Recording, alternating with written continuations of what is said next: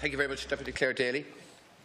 I'd like to ask the Minister how the Government proposes to deal with this morning's groundbreaking international decision issued against Ireland by the UN Human Rights Commission, where Ireland, as a state party to the International Covenant on Civil and Political Rights, was found guilty of violating the human rights of a woman who was denied a termination in the case of a fatal fetal abnormality. And not only is the Government in the statement obliged to provide her with an effective remedy, including compensation, but obliged to prevent similar violations in the future. So can the Minister confirm that the Government will be awarding compensation to the woman in question, and what steps are you immediately going to take to ensure that human rights are not being violated by addressing the legislative shortcomings, including, as suggested by the UNHRC, the amendment of our Constitution in relation to the 8th Amendment? Minister.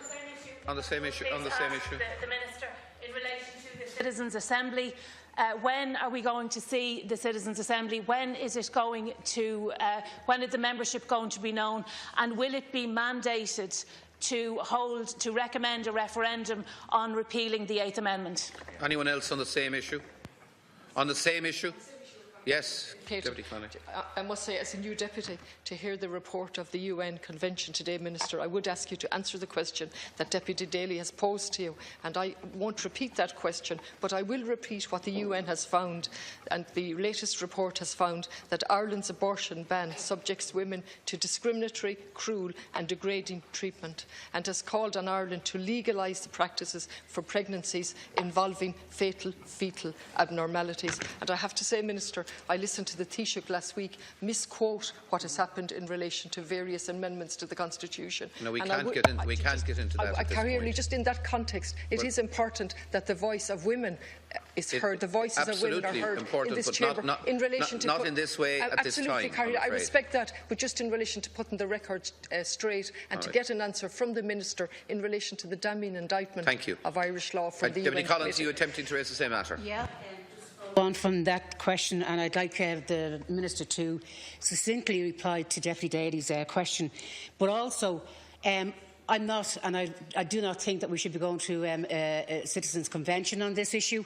We've discussed this in the last Dáil, absolutely in a lot of detail, and we should be moving quite quickly now to repealing the 8th Amendment and to bring in, and I'd ask the Minister, are they prepared to do that? Deputy Sherlock, are you coming on the same matter? No, Deputy John O'Sullivan on the same matter? On the same issue, Councillor, in relation to the issue raised by Deputy Daly, can I ask the Minister if the views of other parties, in view of the new politics here in the Dáil, will be taken on board as well, and also to reiterate what was said by Deputy O'Reilly in relation to having that discussion in the Convention as soon as possible, so that we can address this issue in relation to the 8th Amendment. Thank you very much. Minister.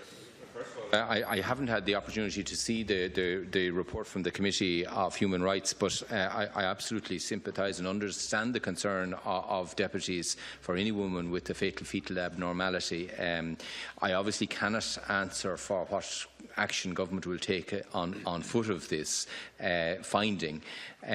As you know, change in this area requires, as deputies have indicated, an amendment of our Constitution.